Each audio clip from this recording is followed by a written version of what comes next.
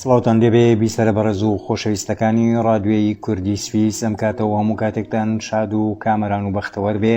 زۆر شادمانین کە هاتینە لاتان بۆ پێشکەشکردنی یەکێک لە تیشکەکانی پەروەردە بۆ ئومێدەی کە بتوانین لە چوارچێوەی ئەم بەرنامەیەدا خزمەتێکی جوان و گشتی و هاوچەرخانەتان پێشکەش بکەین. من عەزیز ئالانی. تیشکی ژمارە 47. سڵاو لە بەڕێستان بێ خۆشەویستان و ئازیزان گوێگران و بیسەران و بینەرانی هێژە. خۆشەویستان، بەردەوامین لە باسکردنی ئامانجە پەروەردەییەکان. لە پرۆسەی نوێی پەروەردەدا مامۆستا و قوتابی، فێرکار و فێرخواز پێکەوە هەردووچیان سەنتەرن بۆ پەروەردە. یەکێکیان بەتەنها سەنتەر نییە، بەڵکو پێکەوە دەکەونە ژێر کاریگەریەکانی پەروەردە و پێکەوەش کار لە پەروەردە ئەکەن. وامانە دوو ڕەگەز و پلە و ئاستی جیانین. یەک کاتدا هەردووچیان دەخوێنن و هەردووچیان فێر دەبن، و لە هەمان کاتدا هەردووچیان زانیاری ئاڵوگۆڕ دەکەن و دەبەخشن و فێر دەکەن. ئەم ئامانجانەی کە ئەمانەوێ دەبێت ئەو خەسڵەت و تایبەتمەندیەتیان هەیەن تیا بێت کە باسمان لێوەکردن. جاری وهەیە نەبوونی یەکێک لەو تایبەتمەندیانە ئەبێتە هۆی پوکانەوەی چەند دانەیەکی تریش. بەمەش کە لەبەری گەورە دروستە بێ لە خەسڵەتە سەرەکیەکانی ئامانجە پەروەردەییەکاندا. زانایان و پەروەردەناسان ڕاو بۆ چوونی جیاوازیان هەیە لەسەر ئامانجەکانی پەروەردە. هەندێکیان پیان وایە کە ئامانجەکان گشتین و هەندێکی تر لەو باوەڕدان کە ئامانج لە پەروەردەدا بۆ پەیداکردنی نانە، واتە پیشە و کارە. بەڵام ڕاستتر وایە بوترەکە پەروەردە کاری ڕاهێنانی خەڵکە لەسەر ژیان و پەراوە پێدانی مرۆڤەکانە لەسەر ژیان. هەندێکی دی لە ڕوانگەی ئاینیەوە دەڕوانە ئامانجە پەروەردەییەکان پێیان وایە کە ئامانجی سەرەکی پەروەردە بۆ ئاینداری و خوداناسیە، یاخود کۆمەڵێکی تر دەڵێن ئامانجی سەرەکی پەروەردە بریتیە لە خۆسەلماندن یاخود دەرخستنی بوونی خود و بایەخدان بە زانینی جیاوازیە تاکە کەسەکانی ژەبێتە هۆی لە یەکتر جیاکردنەوەی کەسەکان. ئەمەش دەستکەوتی مادی و معنەوی کار و پیشەی لێ دەکەوێتەوە. جگەلە دەستکەوت و بەرهەمە هەزریەکان هەروەها گەلێک ڕاوبۆچوونی هەمە جۆر و جیاواز هەیە دەربارەی ئامانجی سەرەکی پەروەردە. لەوانایە هێنانەکایەی هاوڵاتی چاک و هاوڵاتی بەسوود بۆ گەل، بۆ وڵات یان بۆ کۆمەڵگەی مرۆڤایەتی بەگشتی. ئەمە ئامانجە سەرەکیەکەی پەروەردەیە بەگشتی. بێگومان هەر یەکە لەم بۆچوونانە بە جۆرێک لە جۆرەکان کاریگەری و شوێنەواری ژینگە و دەوروبەری پێوە دیارەوە زیاتر بۆ ئەوە دەگەڕێتەوە کە بە هەموویانەوە یەک قسە بکەن، ئەویش ڕاهێنان و گونجاندنی مرۆڤە لەگەڵ ژینگەکەیدا هەر لە سیستم و ڕژێم و هزر و نەریتەوە تا دەگات بەو خوڕەوشتانی کە کۆمەڵگا لیان ڕازیە، وەک ئەو جۆرە پەروەردە دێرینەی لە ڕۆماندا باوی هەبوو. هەروەها جۆرە پەروەردەیەکی تریش هەیە کە بە پەروەردەی خۆپارێز ناسراوە. ئامانجی ئەم پەروەردەیە گواستنەوەی شێوە و ڕەفتارە لە بەرەیەکەوە بۆ بەرەیەکی تر بەبێ دەستکاریکردن و بەبێ گۆڕین، واتە ڕوونووسکردنەوەی بەرەیەک لە بەرەیەکی تردا. نمونەی ئەم جۆرە پەروەردەرانەش وەکو پەروەردەی چینیەکان و پەروەردەی هیندیەکان. ئەم جۆرە پەروەردە دێرینانە لەو گەلانەدا لە چین و هندەکاندا زۆر خوان لە تازەگەری و دەستێوەردان دەپاراست و پەروەردەکان بە پیرۆز دەزانی و هیچ کەسەشانی ئەوە نەبوو کە دەستکاری ئەو پیرۆزیانە بکات. ئەوانە وەکو کەلتورێکی بەنرخ و شتێکی ئەنتیکە سەیری پەروەردەکەیان دەکرد. بەڵام ئێستا جیاوازە. جۆرە پەروەردەی واشمان هەیە کە لەو باوەڕەدایە کە ئامانجی پەروەردە خوڵقاندنی مرۆڤی کۆمەڵایەتیانەیە. مرۆڤێک کە کراوە بێ، مرۆڤێک کە لەگەڵ خەڵکە کۆنتاکت و پەیوەندی هەبێ، کە قسە و باسی هەبێ، پێکەنین و ڕووی خۆشی هەبێ، هاتوچۆ و قسەی هەبێت، لەگەڵ یا کارلێک بکە و گوێی بۆ بگرێ و ئاڵوگۆڕی ڕاوبۆچوونەکان بکەن لەگەڵ یەکتریا و پەیوەندیان لەگەڵ یەکتردا خۆش بێ، هاتوچۆیان هەبێ لەگەڵ یەکتردا، بە دەمخەمی یەکەوە بن، لەگەڵ یەکتردا بن، بۆ یەکتر بتوێنەوە، لە ناو یەکدا بتوێنەوە.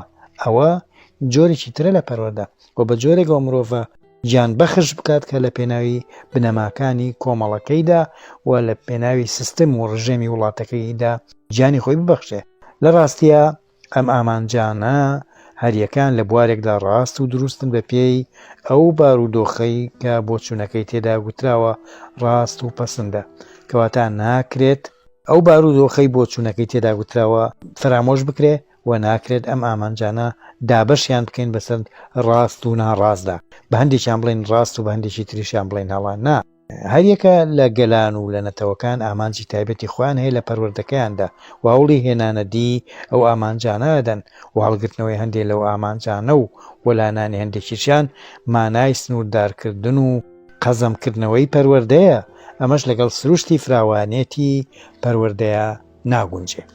جا لەبەرەوەی ئامانجەکان جیاوازن و هەمە جۆرن و هەمووشیان هەوڵەدەن بۆ ئەوەی کە تاک و خۆی تاک خۆی ڕێک بخات و خۆی بسازێنێ و کار لێک بکات لەگەڵ ئەو کۆمەڵە کەسی کە لەگەڵیانداژی بە ژیانێکی بەختەوەر و ئاسوودە و لێک تێگەیشتنانەوە هاوکات ئەمە کردارێکە کۆمەڵ لێ رازیە و تاک و دامەزراوەکانی خۆیشی پێ رازیە بن، کەواتە لەم ڕوانگەیەوە توانین بڵین ئامانجە پەروەردەییەکان زۆرن بە پێی زۆری گەل و نەتەوەکان و بە هێندەی ژمارەی فەیلسوفەکان و بە هێندەی بیرمەند و هزرمەند و بۆچووندارەکان و زۆرترن تەنانەت بە پێی زانا و بیرمەندانی ناو تەنها یەک میلەت و نەتەوەیەکیش دیسانەوە دەگۆڕێن وە سەردەم و چاخ و شارستانێتی و ئاستی هۆشیاری و ڕۆشنبیری تاکانی کۆمەڵگە و ژینگە و هەموو ئەمانە ڕۆڵی خوان هەیە لە دیاریکردنی ئامانجە پەروەردەییەکان و ڕیزبەندکردنیان بە پێی پلە یەک و پلە دوو پلە سێ و تا کۆتایی. بە کورتی بە پێی ئەو بارودۆخی لە ئارادایە ئەمانیش لە گۆڕانکاری دابن. یەکێک لە زاناکانی بواری پەروەردە کە جۆن دیویە ئەڵێ پەروەردە وەکو چەمچێکی معنەوی هیچ واتایەکی نییە، بەڵام بەلای باوکان و دایکان و مامۆستا و قوتابیانەوە چەند ئامانجێکی هەیە. ئامانجەکانن بە پێی بارودۆخەکە دەگۆڕێن، کەواتە ئامانجەکان زۆرن چونکە هەڵوێست و بارودۆخەکان زۆرن، کەواتە ئەوەی دەبیندرێ بە پێی قسەکەی زانا جۆن دیوی ئەوەیە کە ڕەفتارەکان لە خەڵکدا دەبیندرێن و ڕنگدانەوەی چەمکەکانی پەروەردەیە کە بە شێوەیەکی دەرکەوتە دەردەکەونەوە نەک خودی پەروەردە، واتە خودی پەروەردە بۆ خۆی چەمچێکی نادیار و شاراوەیە. هەروەها ئەگەر بە وردی سەرنج لە خودی پەروەردە بدەینەوە بۆمان دەردەکەوێت کە پەروەردە خودی خۆی ئامانجە، دیارە ناو بەناو پەروەردە وەکو هۆکارێکیش دەردەکەوێت بۆ گەیشتن بە ئامانج. ئەمەش ئێستا بۆتە سیما و بۆتە ڕوخسار و بۆتە دەرکەوتێکی پەروەردەی هاوچەرخ، چونکە خودی پەروەردە بووە بە پێویستێکی ڕۆژانەی ژیانی هاوچەرخانەی خەڵک و خەڵکی ئەم سەردەمە ئیشیان بە دیوەکەی تری پەروەردەیە، واتە ئەو دیوی پەروەردە، چونکە لە ڕێگەی پەروەردەوە دەگەنە دۆزینەوەی جۆرەها کار و پیشەی ئەکادیمی و فەرمی و حکومی و ئەهلی و هزری و ڕۆشنبیری و هەروەها میکانیکی و زانستی و پزیشکی و هەتا دوایی، کەواتە پەروەردە وەکو سەرچاوەیەکی لێدێ بۆ دۆزینەوەی هێزی کار و بۆ دابینکردنی هێزی کار یا بۆ دابینکردنی پیشە و کار بۆ خەڵکی.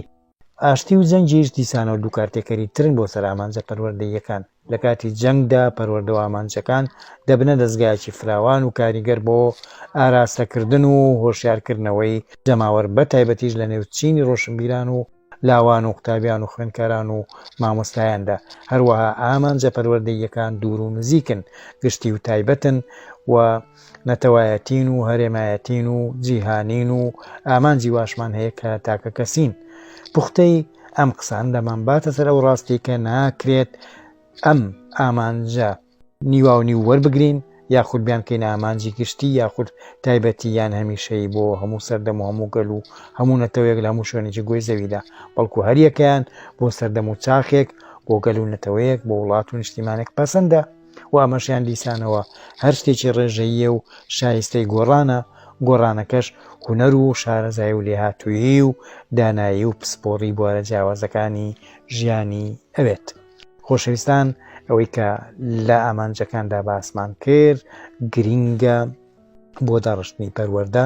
جاو پەروەردە ئەگەر خودی خۆمان بێ، بۆ نمونە ئەگەر بمانەوێت کە گۆڕانکاریەک بەسەر پەروەردەی خودی خۆماندا بێنین، بەسەر کەسێتیماندا، بەسەر چۆنەتی بیرکردنەوەماندا، بەسەر زاڵبوونمان، بەسەر کێشەکانی خۆماندا و بمانەوێت نەخشەیەکی نوێمان هەبێ بۆ ژیانی نوێ و بە ئاراستە و تێڕوانێکی ترەوە بڕوانینە شتەکان لە ئێستادا یا لە داهاتوودا، یا لە بەتەنها بین یاخود لەگەڵ هاوسەرەکەماندا یا لەگەڵ دەستگیرانەکەماندا یا لەگەڵ ئەو کەسێک کە لەگەڵماندا ئەژی یا لەگەڵ مامۆستا و گروپی مامۆستا و ڕاهێنەراندا یا لەگەڵ هەر کەسێکە هەیە. بۆیە ئەمانە گرنگن بۆ گۆڕانکاری ژیان. لە بەرنامەی داهاتووماندا و لە تیشکی داهاتووماندا باس لە ئەرکەکانی پەروەردە ئەکەین. تاوکاتە هەر شاد و بەختەوەر بن، خواتان لەگەڵ.